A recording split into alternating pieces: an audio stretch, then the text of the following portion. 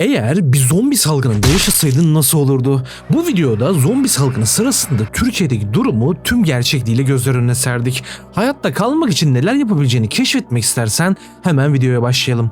Türkiye'deki zombi salgınından birkaç hafta sonra. Abi bak neyim? Komutanım, elini ayağını öpeyim, kıyma bana. Etrafında bulunan diğer ısırılanlarla birlikte sürüklenerek bir köşeye çekiliyorsun. Komutanım, kıyma bana diyerek silahını tutup yalvarıyorsun. Asker sana eğilip ağlayan yüzüne baktı. Kardeşim, yapmazsan beni s**erler, anlamıyor musun? Sana yapabileceğim tek şey bu olur dedikten sonra göğsünün üst kısmına doğru ateş etti. Yere yığıldığında senin gibi zombiye dönüşmek üzere olan onlarca kişi daha gördün. Burası toplu bir mezarlık gibi. Gözlerin yavaş yavaş kapanırken arkadan Ufuk diye bağıran en yakın dostunun sesini duydun ve gözlerin kapandı. Zombi salgını Türkiye dahil tüm dünyayı esir almış durumda. Şehirler, kasabalar ve hatta orduya ait kışlalar bile düştü. Artık hiçbir yer güvenli sayılmaz. Kendine yavaş yavaş gelirken üzerinde büyük bir ağırlık hissediyorsun. Etrafta zombi sesleri var. Gücün üzerindekileri kaldırmaya yetmiyor. Göğsünde ise sızlayan bir ağrı var.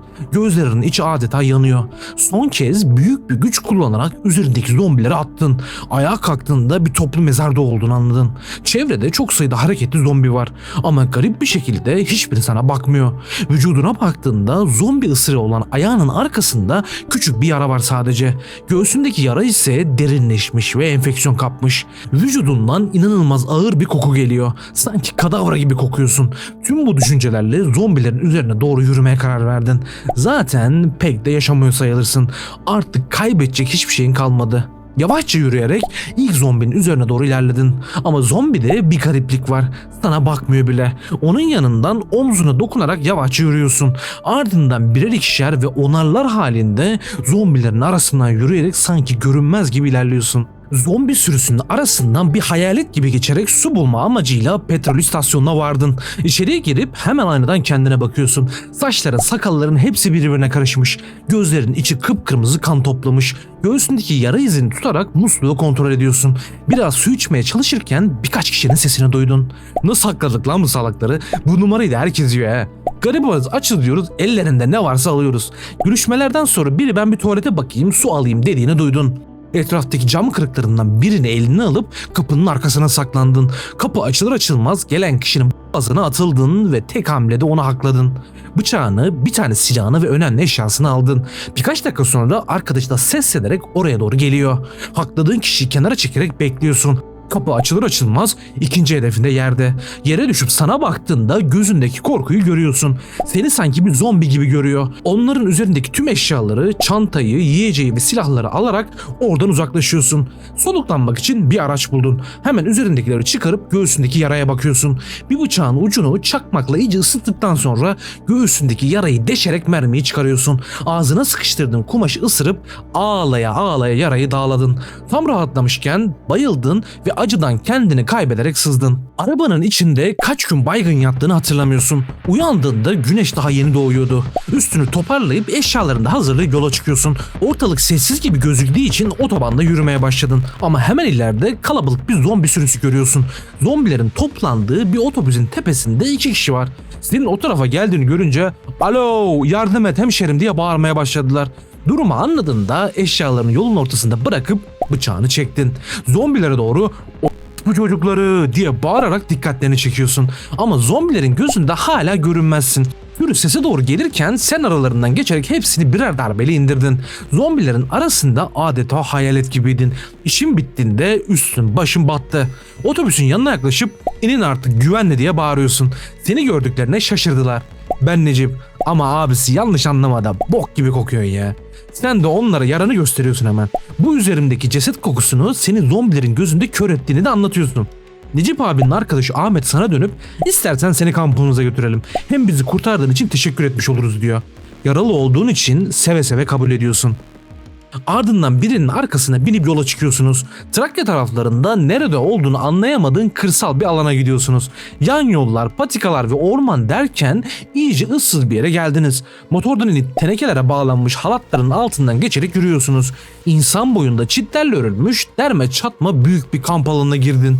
Kamp çok büyük sayılmasa da içeride ortalama 30 kişi yaşıyor. İçeri girer girmez Necmi ve Ahmet yakınlarına sarıldı. Kaybolmaların üzerinden günler geçmiş. Hızlı bir tanışmanın ardından sana yıkanman ve yeni kıyafetler giymen için bir yer gösterdiler.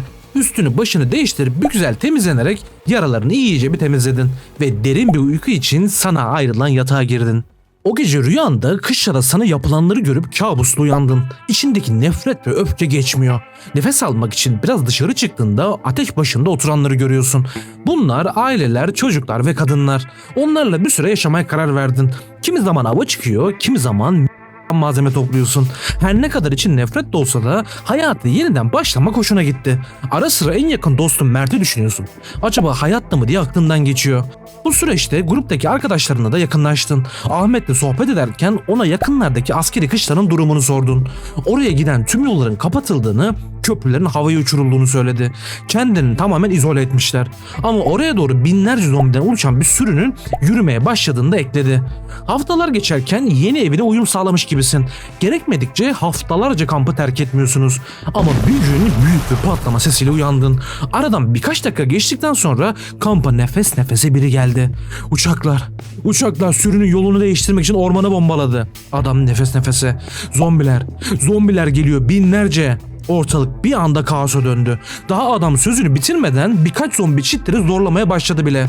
Hemen Necmi dayıların yanına koşup akrabalarını da yanına almasını söyledin. Bir çadırın içinde 5-6 kişisiniz. Onlara burada beklemelerini ve geldiğinde ne diyorsa yapmalarını gerektiğini söylüyorsun. Sonrasında kampa dönüp zombilerden birini çitlerden içeri alıp çektin. Onu gözünü bile kırpmadan hemen hallediyorsun. Uzuvlarını ve bazı iç organlarını alıp yüzüne, vücuduna ve kıyafetlerine sürdün. Ardından zombiyi sırtına alıp çadıra doğru geri dönüyorsun. Seni ilk gördüklerinde korkuyorlar ve hemen savunmaya geçiyorlar. Ama ben deyip sakinleştiriyorsun. Beni haftalar önce vurduklarında enfeksiyon ile hayatta kaldım. Zombiler onlar gibi yani kadavra gibi koktuğumuzda bizi göremiyorlar diyorsun. Buradan kurtulmak istiyorsak bu dediğimi denemekten başka şansımız yok. Herkes iğrense de söylediklerini yaparak zombinin parçalarını kıyafetlerini sürüyor. Çadırda çaresizce beklerken etraftaki çığlıklar ve korku dolu kaos içini ürpertti. Ama ilk adım atmak için çadırdan çıktığında bir zombi önünden geçip gitti. Bundan cesaret alan herkes yavaş adımlarla seni takip ediyor. Etraf tam bir kaos içinde ama siz kampın ortasında zombi gibi yürüyerek ilerliyorsunuz. Sakin bir yere ulaştıktan sonra da dinlenmek için soluklanmanız gerekiyor. Sizinle gelen aileden birkaçı öne çıkıp ayaklarına yapıştı. Abi Allah senden razı olsun, çocuklarımı kurtardın dedi. Artık sana karşı tam bir inanç ve sadakat var. Onlara dönüp artık kimseye güvenmeyeceğiz. Salgının ilk zamanında orduya sığınmıştım ama beni dinlemeden ettiler. Buraya geldim, yine bela gelip bizi buldu. Bundan sonra bela biz olacağız. Herkes seni kafasıyla onayladı ve yola çıktınız. İlk amacınız çok güvenli bir yerleşke bulana kadar göçebe bir hayat sürmek. Bu yüzden karavanlara, otobüslere ihtiyacınız var. Bu hedefle yola çıktınız. Ve tam 6 ay geçti.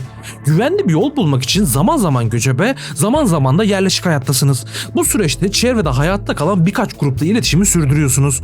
Karşılıklı ticaret ve takas yaparak ihtiyaç olan malzemeler alıyorsunuz. Ama amacınız hala tamamen güvenli bir bölge bulmak ve tabii ki grubu büyütmek. İstanbul'a doğru Trakya'daki küçük kasabaları geçerek ilerliyorsunuz. Grup artık büyüdü. Gruba katılan herkesi zombilerin gözünde nasıl görünmez olunacağını anlattın. Senin her zombi savaşında en önde olman saygını ve liderliğini pekiştirdi. Tabii bir de saldırgan Doğan'ı unutmamak gerekiyor. Mesela sizin grupla karşılaşan herkesi davet ediyorsunuz. Daveti kabul etmeyenler hemen ortadan kaldırılıyor. Grubun en kritik ihtiyacı her zaman sağlık malzemeleri. Antibiyotik, morfin ve ağrı kesici lazım oluyor. Çünkü bazen zombilerle bazen de insanlarla büyük savaşlara giriyorsunuz. Sağlık malzemesi bulmak için Tekirdağ taraflarına gezici adamlarını yolladın. Geziciler kısa süre içinde sağlık ocağına sığınmış bir grup keşfetti. Gruptakiler sağlık ocağıyla iletişime geçti ve malzemelerin yarısını istedi. Ama onlar seni dinlemediler ve adamlarını tehdit ettiler. Aslında bu beklenen bir şeydi. Daha önce de çok sayıda gruba tehdit etmiş ve hepsini bizzat kendin Tahtalı Köy'e yollamıştın. Grubun çekirdek kadrosunda yer alan Necmi dayı ve Ahmet'e hazırlıklarının yapılmasını söylüyorsun. Bu gece sağlık merkezinden kimse sağ çıkmayacak. Artık ne bir otorite ne de kanun var. Kışlada yediğin o kurşundan bu yana kimin yaşayacağına, kimin yaşamayacağına sen karar veriyorsun. Gece çöktüğünde üzerinize zombi uzuvları ve parçalarını sürdünüz. Bu artık sizin taktiğiniz. Silahları kuşanıp yavaş yavaş sağlık merkezine giriyorsunuz. Ses çıkararak geldiğiniz için sizle birlikte zombiler de geldi. Herkes uykudayken içeride tam bir kaos yaşanıyor. Sadece 10 dakika içinde siz hariç herkes zombiye dönüştü. Ağrı kesiciler, morfinler, antibiyotikler ve ameliyat malzemelerini alarak oradan uzaklaşıyorsunuz. Sabaha karşı dönerken ekipte bir sessizlik hakim. Bu sessizliği yakından uçan bir askeri helikopter bozuyor. Helikopterin İstanbul'a doğru ilerlediğini fark ediyorsun. Yolda giderken Ahmet'e helikopterlerin son zamanlarda çok sık göründüğünü söyledin. O da reis hakkım var. Her gün 2'şer tane görüyoruz neredeyse diyor. Sonrasında Ahmet'e ben döndüğümüzde Ali Baba'ya bir gideyim. O ne oluyor ne bitiyor biliyordur diyorsun. Şimdi Ali Baba kim diye merak ediyor olabilirsin. Ali Baba bizden sonraki bölgenin en büyük grubu ama yerleşik bir düzene sahipler. Düzen dediysem pek de legal bir grup sayılmaz. Yasa dışı her türlü malzeme orada bulunur. Hırsızı, katili, yamyamı ne ararsan var. Hatta zombi eti bile satan var diyorlar. Sen ise Ali Baba'yla silah tamiri, mermi tedariği ve birkaç farklı takas yapmak için tanıştın. Bu düşüncelerle ve ganimetle kampa geri döndünüz. Kampta biraz dinlendikten sonra yarım saat yürüyerek Ali Baba'nın çiftliğine ulaştın. Kapıda seni görür görmez çete üyeleri selam vererek içeri aldı. Çiftlik elektrikli uzun duvarlı tellerle korunuyor. Her yerde Ali Baba'nın adamları var. Kapılar içeri girdikten sonra seni konteynerlardan adeta küçük bir şehir karşılıyor. İçerisi cıvıl cıvıl. Kendinden geçmiş olanlar, dans edenler, kavga edenler, içenler, sıçanlar. Herkes orada. Hepsinin arasından geçerek Ali Baba'nın konağına ulaştın. Kapıdaki korumalar seni tanıdı ve içeri alıyorlar.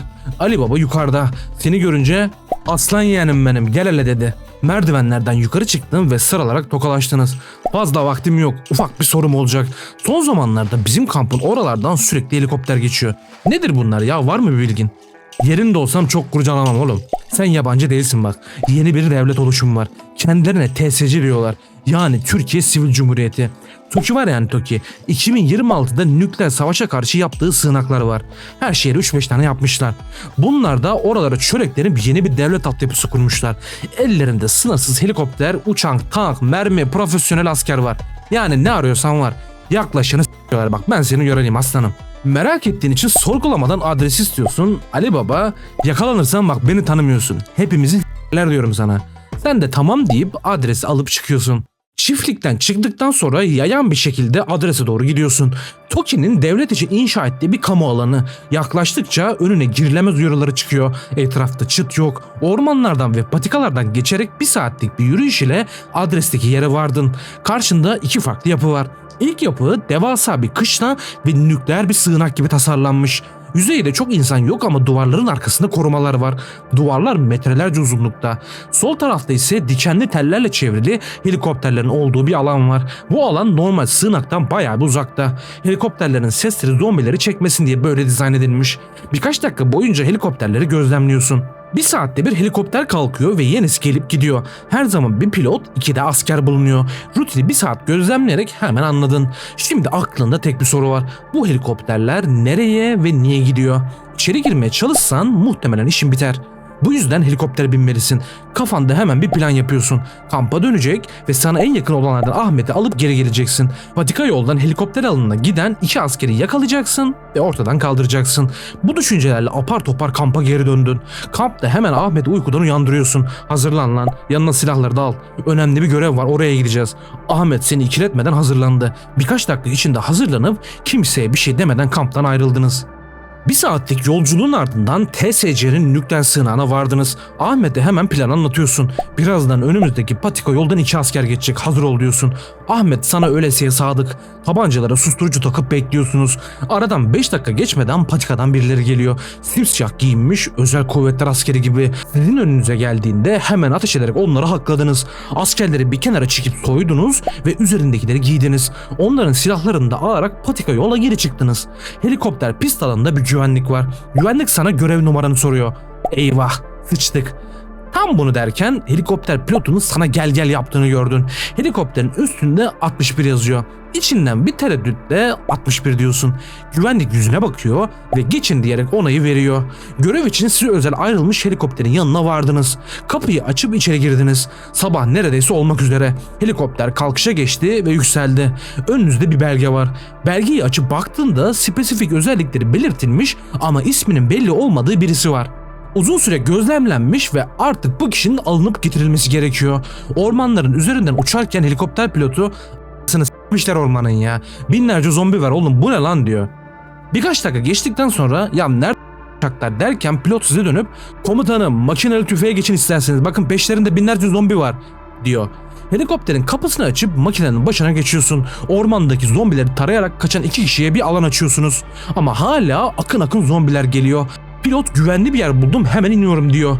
İniş başlarken kapıyı açtım ve silah çekerek hemen Ahmet'le birlikte atladınız. Önünüzde asker giyimli bir kadın bir de erkek var. Yaklaştıkça zombiler ateş etmeye devam ediyorsunuz. Aranızdaki mesafe azaldığında ise karşıdan gelen kişiyi gördün. Karnının ağrıdığını ve göğsünün sıkıştığını hissediyorsun. Lan bu Mert lan. Ve hikaye burada bitiyor. Devamı ve benzer hikayeler için fikrinize gerçekten çok ihtiyacım var. Bu tarz hayatta kalma hikayelerini görmek istiyorsan ne gibi hikayeler yapabileceğimi yorumlara yaz. Haftaya yeni bir hikayede görüşmek üzere. Bu arada abone olmayı lütfen unutma. Like ve hype'ınızı da bekliyorum. Kanalımın gelişmesi için desteğinize çok ihtiyacım var.